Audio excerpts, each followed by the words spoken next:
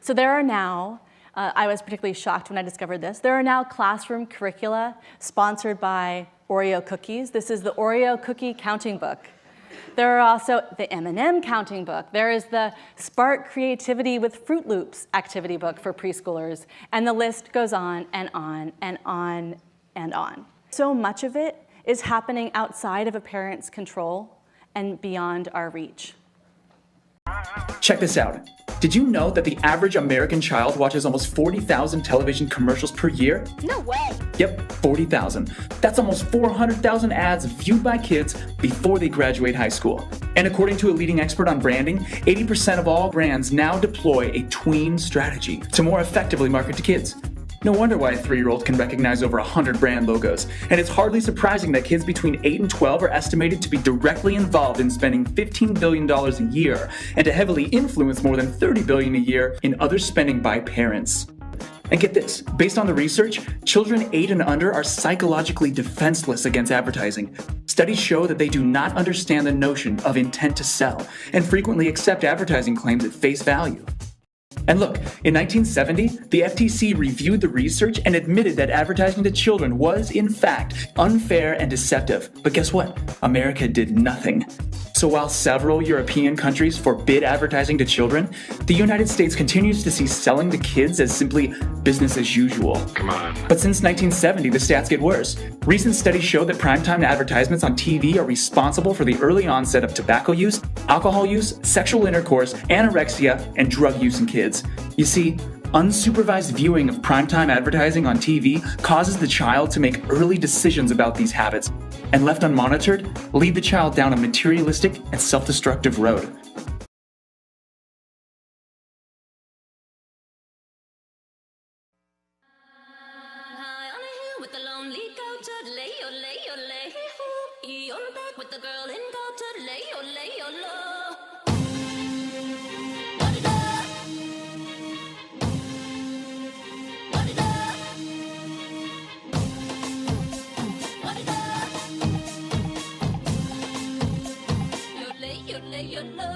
Yeah. This is the key that makes us wind up. When the beat comes on, the girls all line up and the boys all look, but no, they can't touch. But the girls want to know why boys like us so much.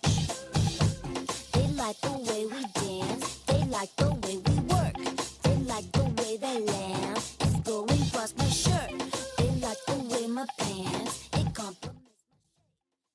So what was really disturbing is that we found a lot of hypersexuality of the female characters in even television and movies aimed at little kids. For example, in G-rated animated films, the female characters wear the same amount of sexually revealing clothing as the female characters in R-rated movies, which is pretty horrifying. I mean, what are we putting that much sexuality and hypersexuality into things aimed at the littlest kids for? There was research that just came out that showed that girls as young as 6 years old have started to self-sexualize. In other words, they have started seeing themselves through the male gaze and realizing that they need to be sexy in order to be appreciated at 6 years old. And this is a very new development. We knew that women and teenage girls were doing that. So clearly, the culture is sending a very negative message to girls and to boys about girls when the female characters are constantly shown in this sexy light.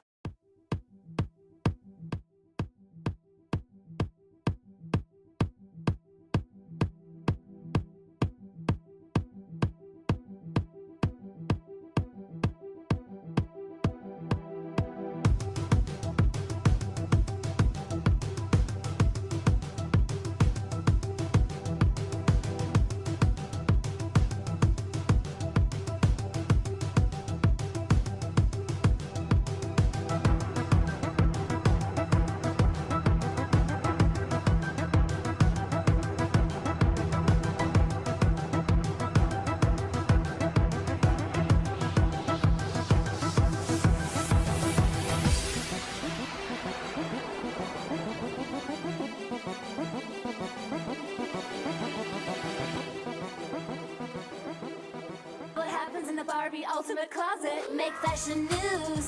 4 pairs of shoes. 4 purses. Tell me which dress looks the best. All 3. There's room for more. Fashionistas know what a closet's for. Hang it on the rack, hang it on the door. Put it on the shelf, put it in the drawer.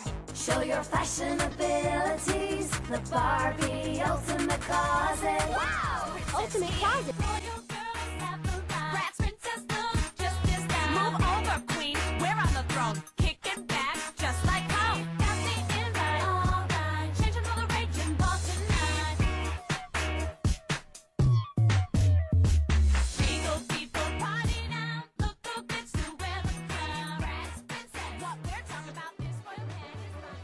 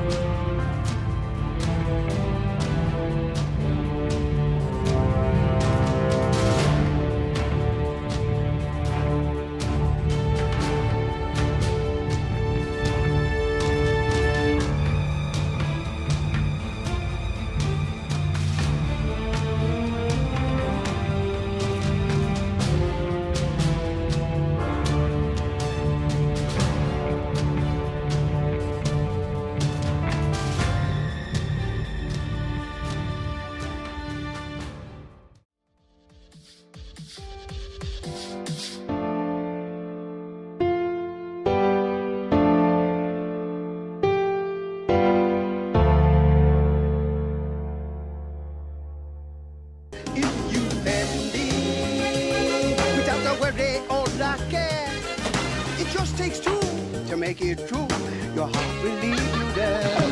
Where is it? No place you don't take with you.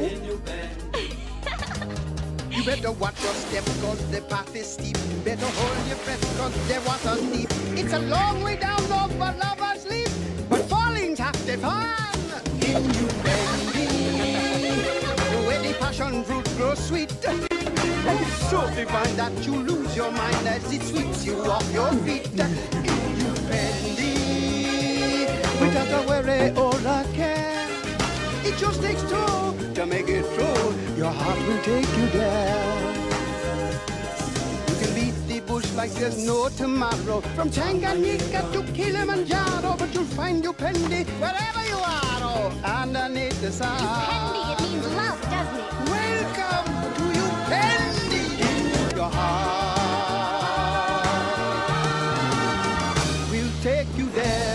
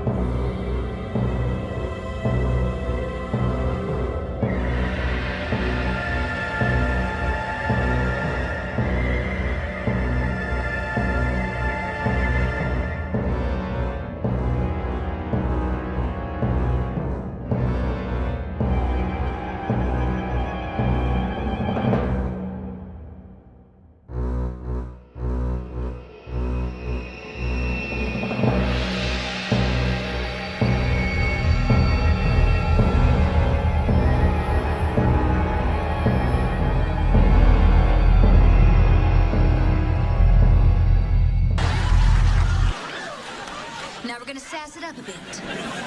A shoulder, shoulder, tap, tap, turn around and and whammy, and whammy, and whammy.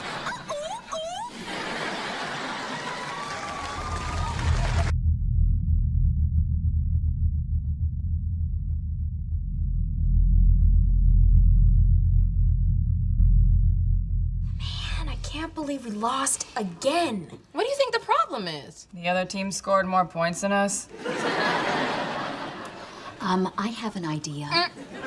Nope. Mom, remember we made an agreement as Team Mom. You can only answer questions about snacks and schedules.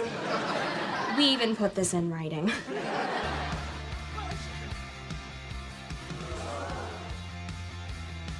Spencer, what's going on? Are you cheating on me? I put my arm around my cousin. You're what? My cousin, Skylar. Hi, you're Skylar, right? I didn't know you two were cousins. I thought you two were cousins. Spencer's my boyfriend. No, Spencer's my boyfriend. So, you two have met, huh? Yeah, turns out we're cousins. Yeah, don't forget dessert. I always knew you could do it. I'm glad you're up there with me. That was incredible. I feel like I can do anything. I know I can do anything, as long as I'm with you.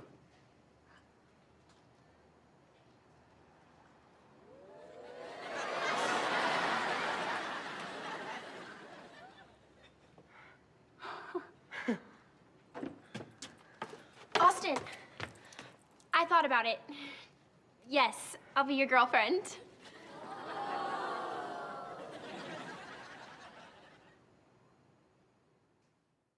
Oh, yeah. I love you. I love you squared. I don't know how long this relationship is going to last if you're going to giggle every time I speak.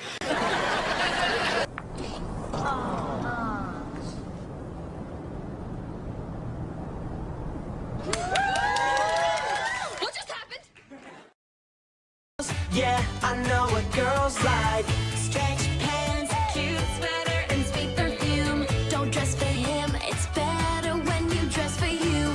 I keep it loose, my outfit is tight. I know what boys, yeah, I know what boys like. I know what girls like, you know what I mean.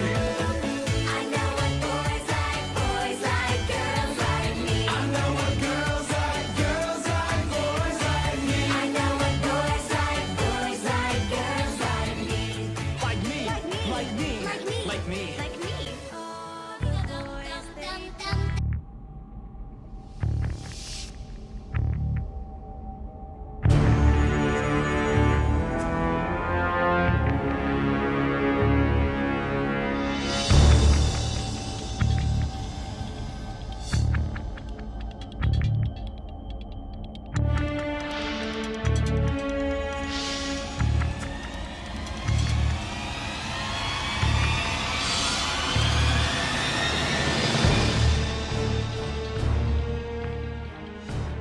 Don't like waiting, let's go right now. Gotta hit the ground, dancing for the music slows down. What I'm saying, if there's something to fix, take it to another level. This is the remix.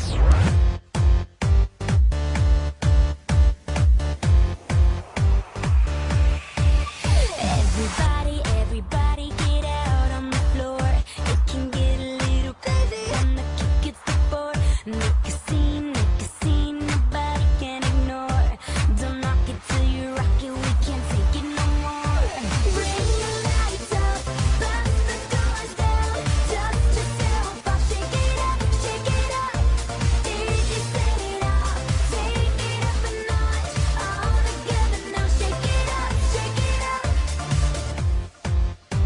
Shake it up. Break it down, I got something to say. When you're dancing with me, it's like we go MIA. Make a scene, nobody can ignore. Don't knock it till you rock it, we can't take it no more.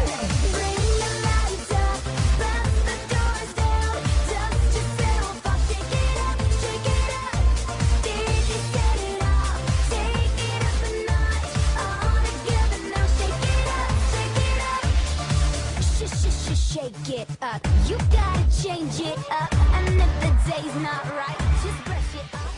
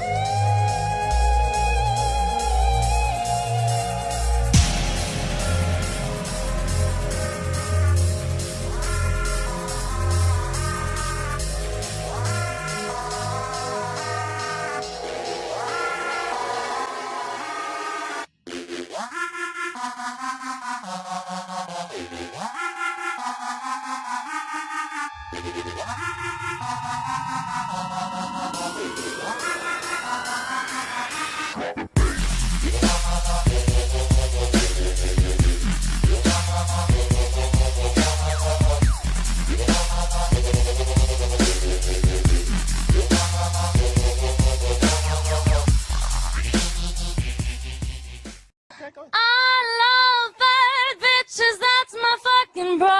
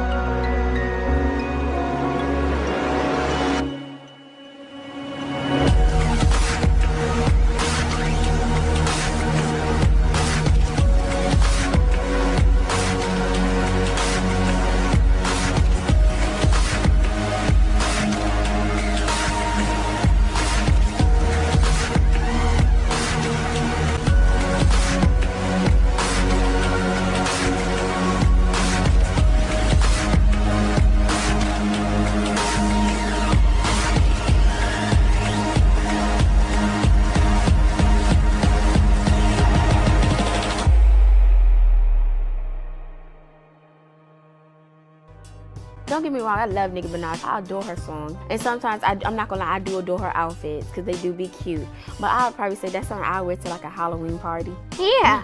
Yeah, some stuff she do wear is unrealistic. Like, where are we supposed to wear that? They care about like sexiness. Yeah. And pretty just doesn't have the right ring to it when you think of Nicki Minaj. But when you think of that picture of Nicki Minaj, that is pretty. Yeah, that one is pretty. That one is. Ugh. You can't even see her face in it. Your attention is drawn immediately to spikes to her butt. And it makes her butt look too big, like more big than attractive. There's a big, big difference from being pretty and being sexy. The image in magazines and at the advertisement world is that pretty is basically sexy, but you can see like really pretty girls with, you know, nice hair, a little bit of makeup, and they just look pretty because that's who they are. And then there's people who are really altered and are not who they are and look completely different, and they call that like pretty, but it's sexy.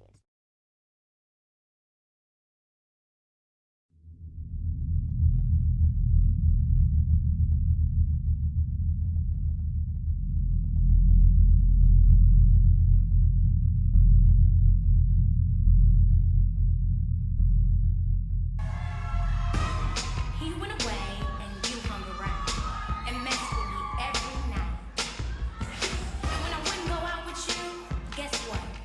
You said some things that I didn't like. My boyfriend's back and you're gonna get in trouble. Hey lie, my boyfriend. You see him coming, better head out on the double. Hey lie, my boyfriend got spreading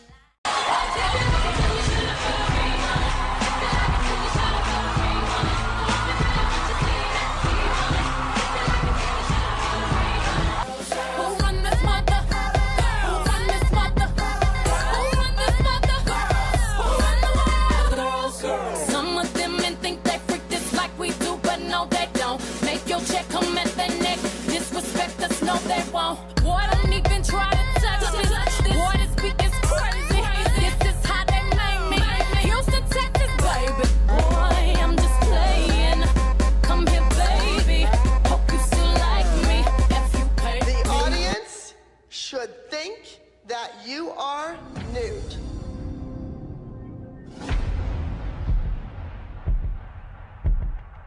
No one ever wants to hear the word nude associated with their 10-year-old. Ever. So much for being conservative. Well, excuse me? I think I didn't hear that right. I don't want to be naked on stage. Now, this is a famous routine that was, I know, that's why you can get away with it. Hide and look over there, over there. I'm hot. I'm mean. You can't have me. You can't afford me. It's crotch, boobs. How is this going to fit me? My outfit was pretty tiny. I could fit this on my American Doll. The idea with the fan dance is that you cover your body with the fans. So you give the illusion that you're nude underneath the fans, which, come on, we all know that you have tan bras on and tan tights on. I want them to be just so beautiful with these. I think people are just gonna watch the feathers, the fans. I really do. It's short, it's quick, it's 2 minutes. Everyone in the industry knows the girls are completely covered and everything is harmless.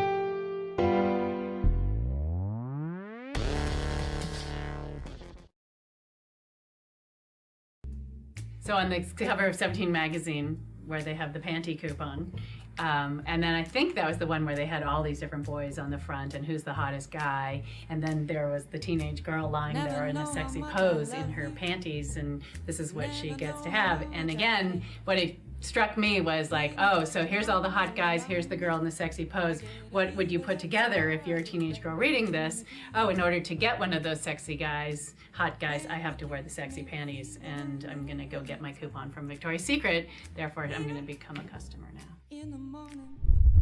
Something like this, which is such an adult theme or topic of bondage, and it's such a sophisticated look too that really doesn't, this aesthetic doesn't really apply to most teenagers' lives. It just really feels like they're out of touch with who they're actually marketing to, and what this ends up showing young women is that this look is what's going to be appreciated by guys.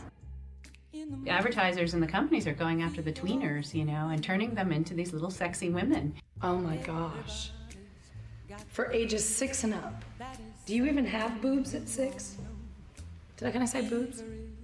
The icon of beauty, even for adult women, is a teenager, you know, a teenage model. That this is what we're all in this world thinking. This is what we're all supposed to be like. This is what is sexy. This is what is attractive. So adult men are looking at these girls now. I mean, and these little sexual beings walking down the street. I mean, and getting these comments and being, you know, men are coming onto them because they look like adult women when they're actually like 14, 15 years old. I wonder if they think about that they're creating these sexual objects for men to look at. I wonder. The tween market is an estimated $30 billion industry. Marketing experts say retailers who target the 18 to 22-year-olds are really hoping preteens like Hannah are paying attention. And with tween sensation Justin Bieber rocking the catwalk, no doubt they are. I don't think any marketers would actually come out and admit that that's what they're doing.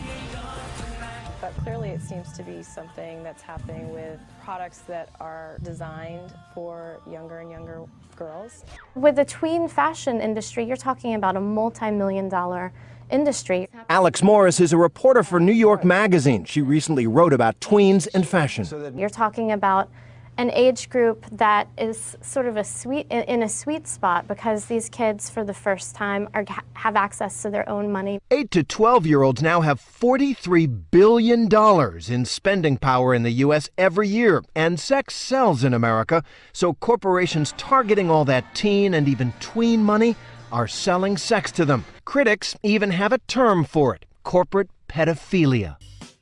Stores don't sell loose clothes or clothes that are age appropriate. Oh, that's too much, they too young to be wearing stuff like that. But men be like, oh, it's cute, it's sexy, I think all girls should wear that. They will look at you in like a sexual way, like a perverted way. And how would that make you feel? Uncomfortable. People might be really judgmental. You know, it could be a positive way, it could be a negative way, but either way, if you're wearing that outfit, you're gonna get some judgment. Most people don't appreciate who we are. They wear it just to like fit into, cause like I think some girls are really insecure about the way they look, because I feel like since they wanna wear clothes like that, I don't think they're getting enough attention. I wanna kiss. Yeah, she said kiss, or if he could like read your shirt like kiss me down. Ooh, I wanna kiss. The graphics on the shirt, it's not much, but when you think about where the placements are, it's a lot. You just put yourself out there as like a sex object. Hey, I'm wild, hot, and sexy. Come talk to me. Boys are gonna look at you like you're an easy sex target.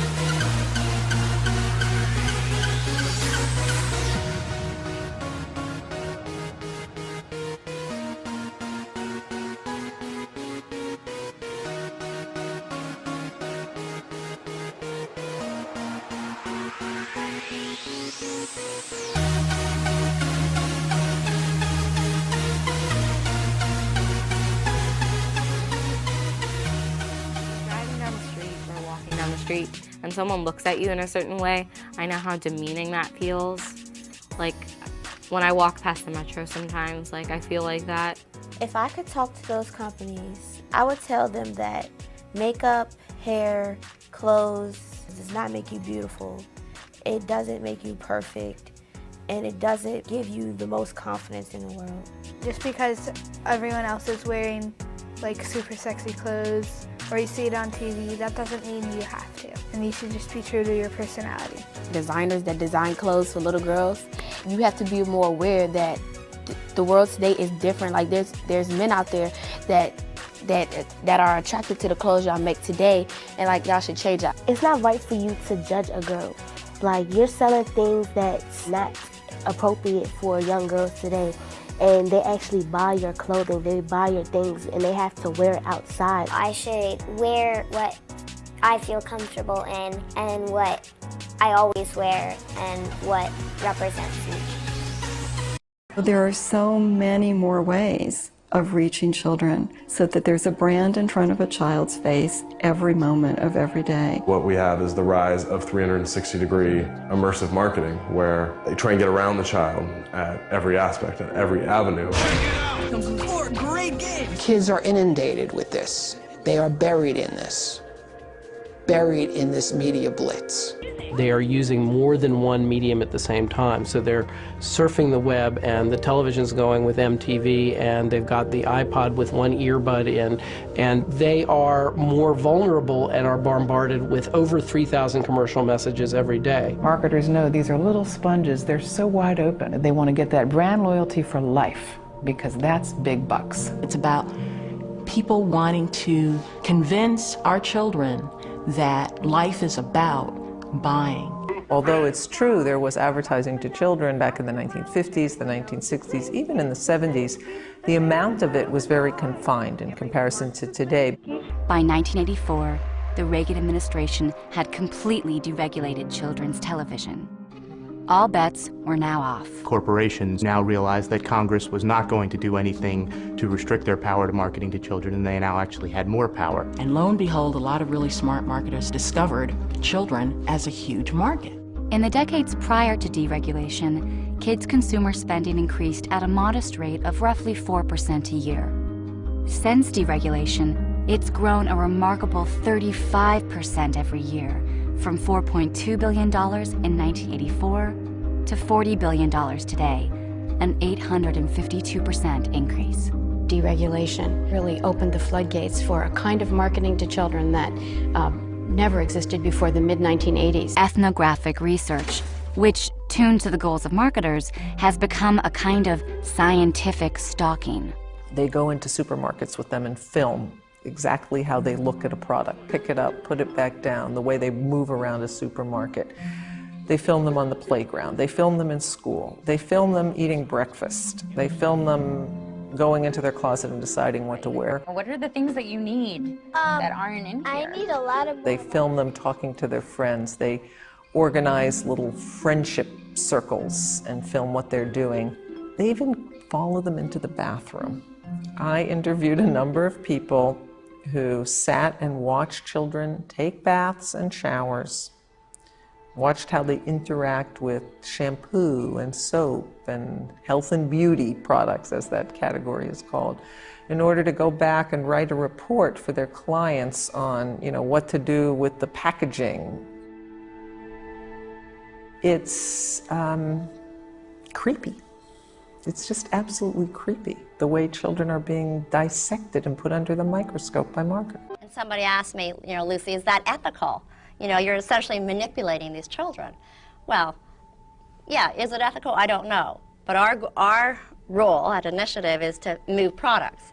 And if we know you move products with a certain creative execution, placed in a certain type of media vehicle, then we've done our job.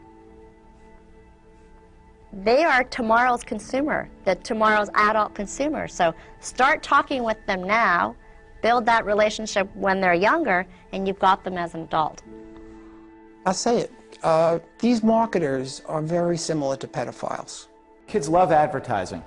It's a gift. It's something they want. There's something to be said, by the way, about being there first and about branding children and owning them in that way. And antisocial behavior in pursuit of a product is a good thing.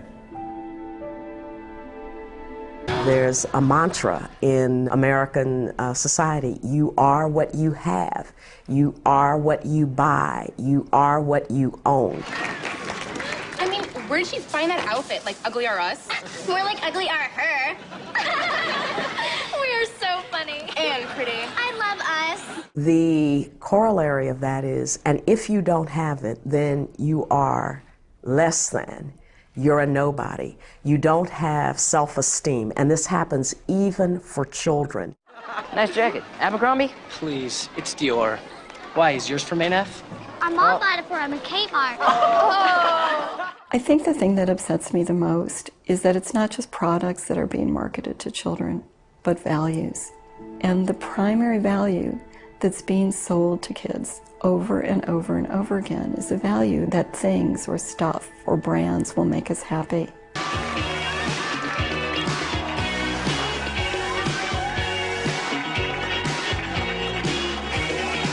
It's gotta have it, gimme.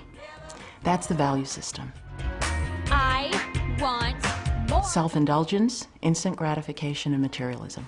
Everything's got to be perfect for me. That's the basic consumer identity. You could try thinking of things that remind you of each note. Dough. Oh, that's easy. Dough means money. It's shallow, it's about me. Me. Yay, me. It's about me now, and it's about me and these things. Law is something you get to break if you're rich. That's the attitude. It's all about me. You know it's all about me. You know it's all about me. You know it's all about me. You know it's all about me. In that world of materialism, kids are not allowed to be kids anymore. Marketers even have a name for this trend. They call it kids getting older, younger. Where's Carla? Meet the go-to girl of the fashion world, you. The natural developmental urge is to be older, more mature, faster. No one who is 17 reads 17 magazine. It's the 10 and 12 and 13-year-olds who are reading it to understand what it's like to be 17. What is happening is that marketing is taking advantage of that natural urge and selling down to lower and lower age groups. And why wouldn't girls as young as the age of 6 buy cosmetics? Experts say their role models aren't teachers, astronauts, or doctors. Instead, it's the teen idols they're attracted to. There's a lot of little girls out there, and they have a lot of buying power. Tween. In between. In between what? I don't know. I don't know what's before tween, because the bottom end of tween is constantly getting younger. It used to be, I believe, 8 to 12, and now it's 6 to 12, and it can get 4 to 12. And this gives you a clue to some of the perverted thinking that's going on in this field. The idea that a 6-year-old is no longer a child, but is between childhood and adolescence. And girls are being taught they need to be pretty, sexy, and what they buy determines their value, and how they look determines their value. You see now dolls with highly sexualized outfits and themes marketed to 6-year-olds. Despite growing concerns about the industry's explicit strategy of age compression, its drive to reach kids at younger and younger ages has only accelerated. The result is a massive and growing toddler industry that almost from the womb now blankets babies in brands. The space that is necessary to think is being jeopardized. You're immersed. You're outside yourself. You're taken out. When do you have quiet time and unstructured time? And when is a child able to be a child and play? Remember, the amount of time 6 to 8-year-olds spend playing creatively has been declining dramatically over the past decade. And for 9 to 12-year-olds over the same period, creative play has declined a staggering 94%. What's happening is that children are being deprived increasingly of opportunities to exercise their imagination. We're raising a generation of children who are never going to have the experience of having to amuse themselves or having to calm themselves down.